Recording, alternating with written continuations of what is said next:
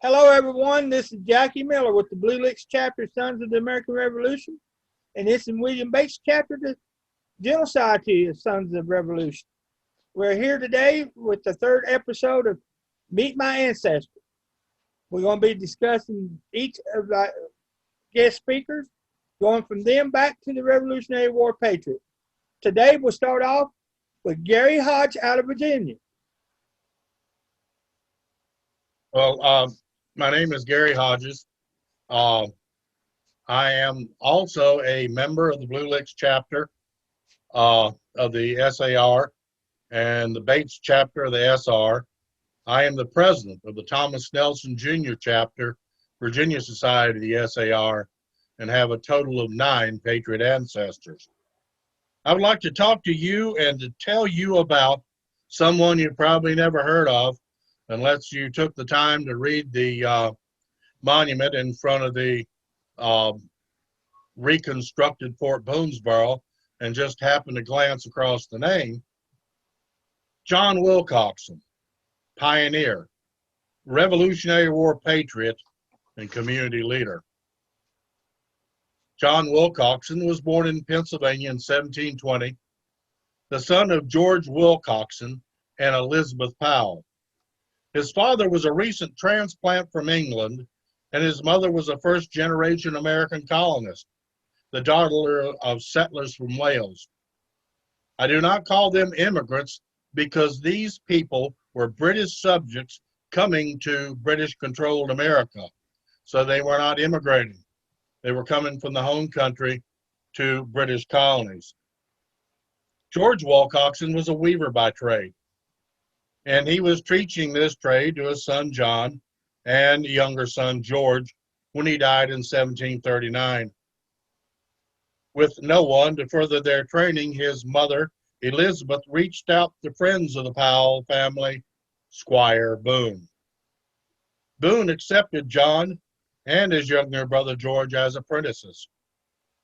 With the Boone family home about 15 miles from the Wilcoxon family, John and George moved in and lived with the Boone family. Squire Boone and his wife Sarah Morgan Boone, who was also Welsh, had 9 children at that time, the youngest being born about the time John moved in and George moved in with the family. Of course, living in such close proximity to the Boone children, John couldn't help but notice the oldest child, Sarah, who was 4 years younger than him. See, one thing led to another, which happens when people get familiar. And John and Sarah decided to get married. But there was a problem, a big problem. The Boone family were practicing Quakers, and though John's parents were married in a Quaker service, John's family had fallen away from the Quaker fellowship, as did many Quakers after coming to Pennsylvania. See, the Quakers demanded that their members marry others in the Society of Friends rather than marrying a worldling.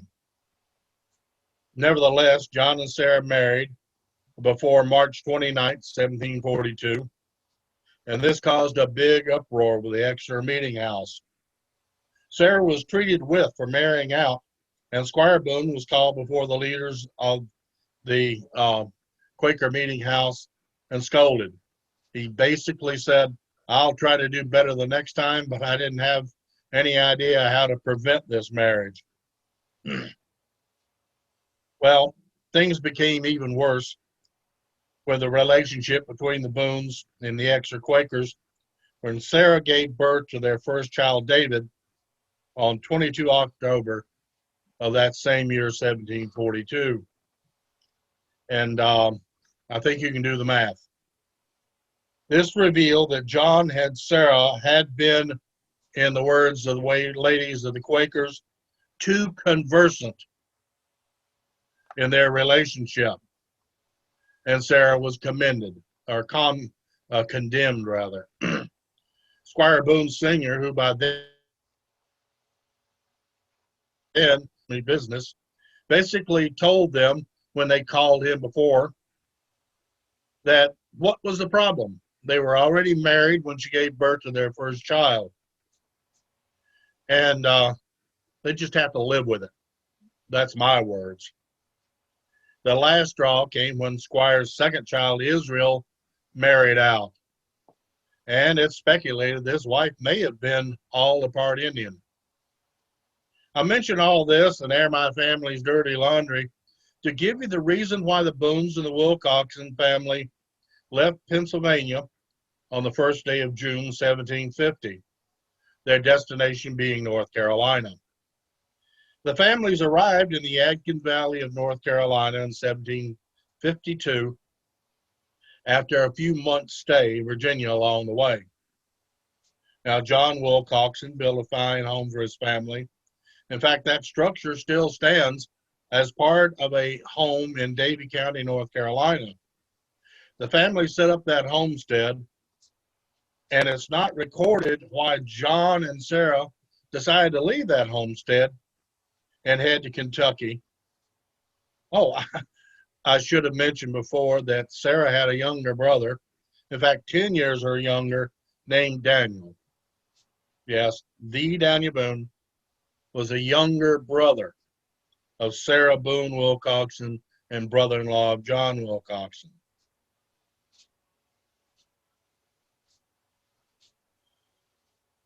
John and Sarah went to Kentucky with Daniel on one of his trips from the Yadkin Valley, bringing settlers into the area that became known as Fort Boonesboro.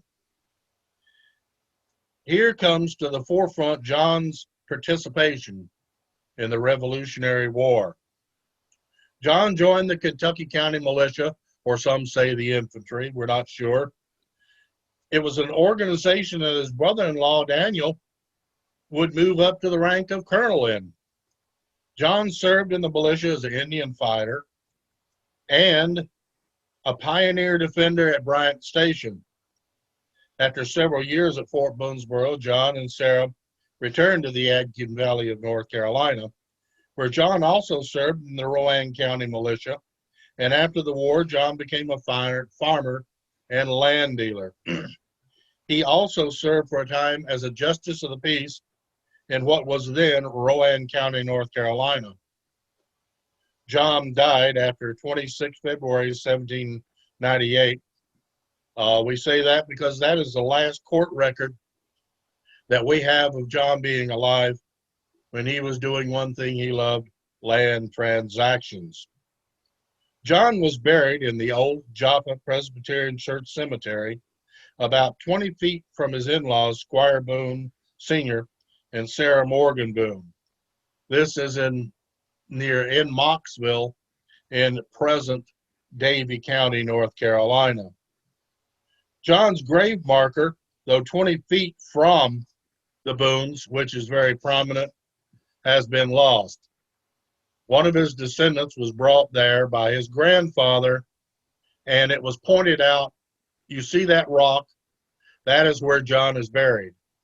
Well, the rock is long gone, but we do know that John is buried near his in-laws. After John's death, his widow, Sarah Boone Wilcoxon, Daniel's oldest sister, moved to Ashe County, North Carolina, to live with her son Samuel. Samuel built a house for her, and that house is still standing. Later, she moved to Kentucky with Samuel and some of his family. She died in Kentucky in 1815, possibly Carter County. Sarah is also recognized with the Sons of the American Revolution as a patriot ancestor. Gentlemen and compatriots, I presented to you my fifth great-grandfather and my first SAR Patriot supplemental application, John Wilcoxon. Thank you very much for your time. Thank you very Gary. much for sharing it with us. Now we're going to bring on a gentleman who's from roots goes to Eastern Kentucky. We're going to trace the line called the Martin family. And this Martin family is very important in Eastern Kentucky history. We are the family involved in the Martin-Tolliver-Logan feud. And we're I guess we can say we're proud members of the University of Morehead State, which was created from this feud. I now turn it over to Dan Martin. Thank you, Jackie, and other members. First, I'd like to say I really enjoyed hearing from you there, Gary. That was very interesting. I wish I knew that much about my great-great-grandfather, William Martin. The only thing I really know on William was that he provided meat during the Revolutionary War, and I don't know if he was too old to serve or too young or what the deal was, but we've kind of hit a brick wall there because of the courthouse being burned down during the Civil War, and so we didn't have a whole lot of other information. But I was born and raised in Floyd County, Kentucky, and I went to school there. And when I got out of school, I went to Mansfield, Ohio, and got a job in the steel mill.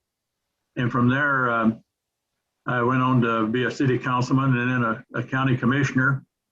And then I got an opportunity to go with the United Steelworkers of America, which is located in Pittsburgh. And I went over there and went to work for them as a director. And in the last 5 years of my tenure with them, I was there 26 years. I retired in 2005. I was the political director for Ohio for the United Steelworkers. And, but since that time, me and the wife, and we've been spending the last 16 years in Florida in the winter and up here north in the summer. But this year we stayed here because of the COVID virus. But anyway, my father was Ollie J. Martin, Ollie James, and he married Ruth Warman. She was a granddaughter of John Shepherd, and the Warman, Shepherds, and the Hales, and about everybody in McGoffin County were related when I got to looking into that. But anyway, my dad's father was Thomas Young Martin, and he married his second cousin, Amanda Martin. She was the daughter of Joseph Martin, and Tom was the son of John Martin. I remember talking to my grandpa about that one time, about when I found out they were second cousins. And I said, I understand you guys are second cousins. He said, yeah. He said, you got to understand, back in them days, he said, it was a long way after you got done with your chores to find a girl. And said, them was the closest ones around.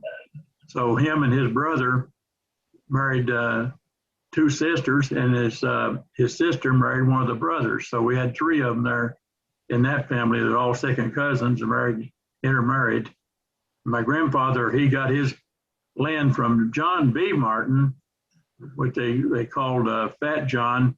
He had quite a bit of property, and he'd gotten from his father Joel. But my grandfather ended up with about 600 acres.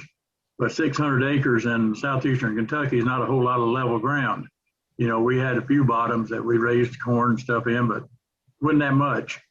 But my grandmother, she was always kind of funny. She was, if she saw anybody going down the road at dinner time, she hollered and had them come in and eat. She never, she just insists that they do that. And anyway, that was her father was a sergeant in the Confederate Army, and her uncle, Joe's brother Adam, was a captain. They were in Colonel Caudell's army, and they was looking out. Their territory they covered was southeastern Kentucky and Virginia, over in that way. And I remember reading an article about all southeastern Kentucky went with the Confederacy, and they was asking about they had a meeting with some of the Confederates and the Yankees after that from Hazard, and they were talking. They said, "Well, how come you guys went with the North?" they said, well, we heard there's a war going on and we wanted to get in it, and they was the first one that asked us. So that's how they got in it. They said over around Hazard. But anyway, my grandfather was Thomas, and my great grandfather was John Martin, and he married a Johnson, Holly Johnson, and she was from Godolphin County. And so we got a lot of Johnson family members in that too. And John's dad was Joel Martin, and Joel was married to Rebecca Fletcher. And from some of the information I found on him when they was traveling, I guess she was traveling with two of her brothers, and from Virginia, but now what is known as West Virginia, because after the Civil War, they made West Virginia a state of its own. But she was from over in the West Virginia area, and she was traveling along with them, and she met with my great-grandpa, my great-great-grandpa, and was married. And that takes us up to William Martin. And I got a lot of my information when I got started in this about 25, 30 years ago. I got it from Walter Hoosh Martin, who wrote a book about the Martin family in southeastern Kentucky. And he made there were a lot of mistakes in it, but you know, back in them days, they didn't have the internet and Google to look up a lot of stuff, and didn't have Ancestry to look up stuff where they were sharing information. So he was, Walter had had TB, and he was in a sanatorium down in North Carolina. They'd sent him down there, and while he was in there about 15 years. He wrote letters back and forth to all his kin people and gathering information. And he actually got well enough to go home, and he started going around and visiting other family members and gathering up all the information for his book. And he finally had it put together, but he come up with in his book, he says that our great-great-grandmother was Susanna Tudor.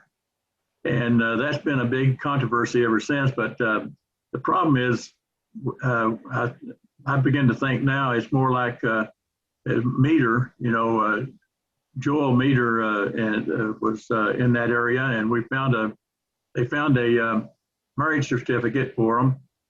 But there was a lot of William Martin back in them days too, you know, and so, but what happened, one of William Martin's daughters married Jesse Adams, and they moved down into Arkansas, and he married, her child was Rhoda Martin. She married Jesse, and she named one of her children Jesse Meter Adams, and the other one William Martin Adams, which kind of indicates that her name was Meter.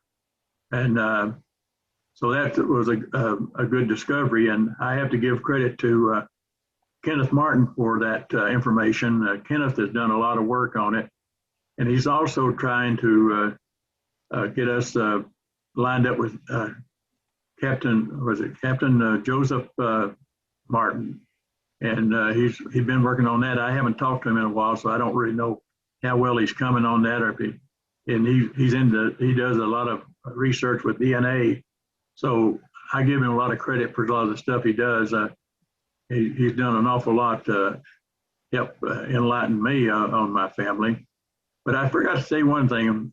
My great grandfather, John B. Martin, they used to say if you're going to find a blind, cripple, or a fool, you'd go stop by his house and you'd meet one of them.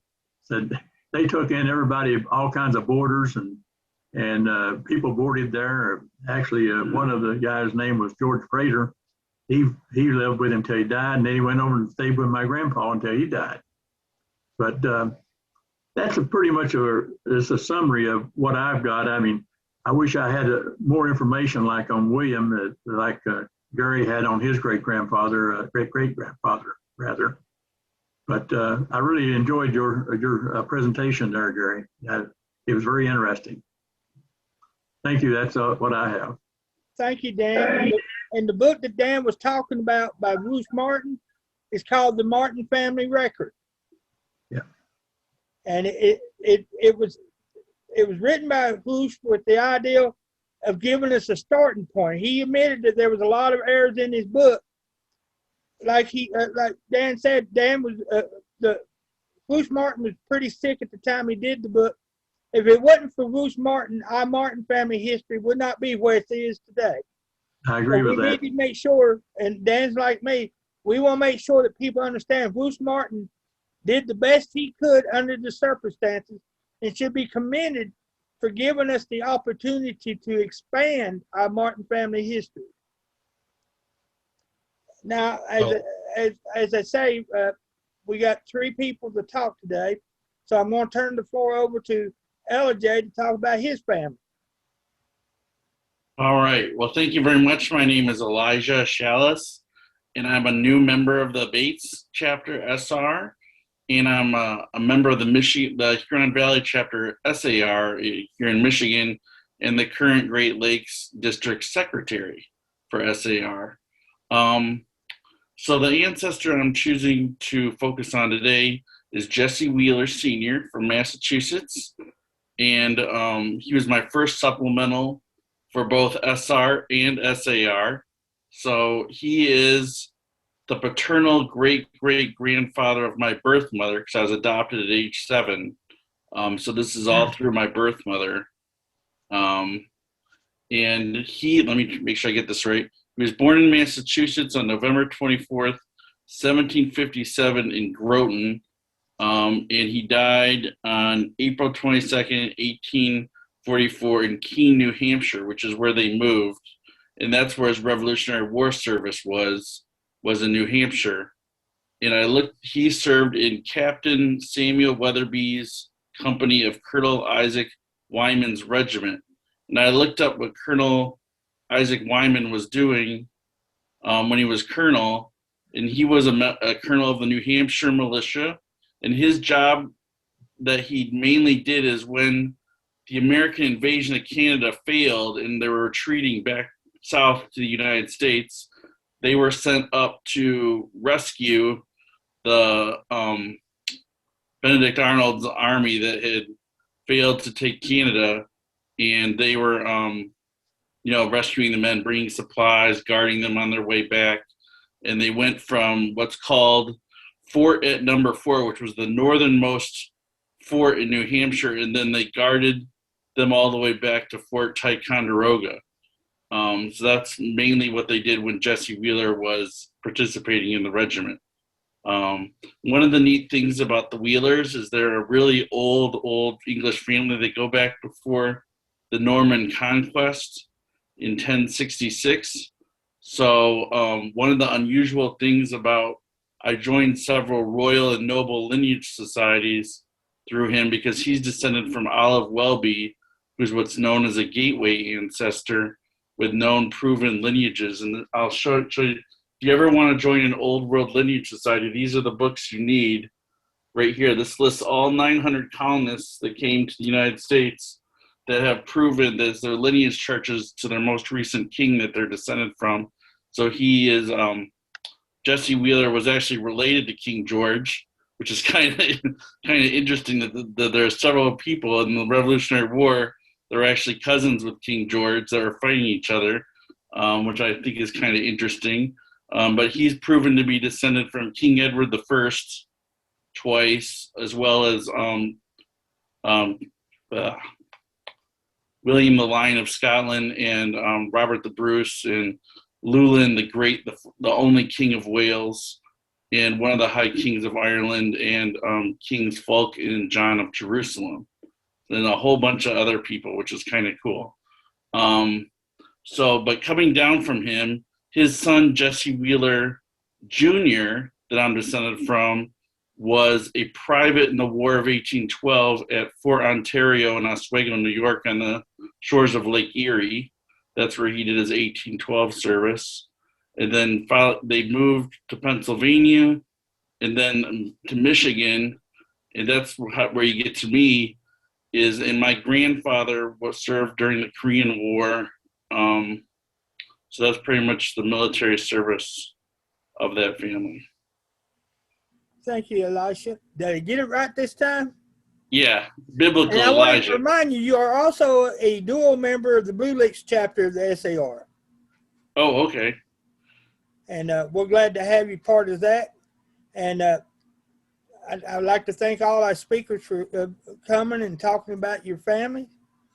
Hopefully our audience will enjoy it and will learn some history about it, and hopefully get them motivated and wanting to preserve their family history. For this is what this program's about, is to educate, to promote, to preserve, and to learn. And again, we'd like to thank you. And we'll be doing another episode 4 coming up in about another month. And you can see us on YouTube. And God bless. And thank you all for participating. Until we meet again, God bless. And it's a great day to be SAR.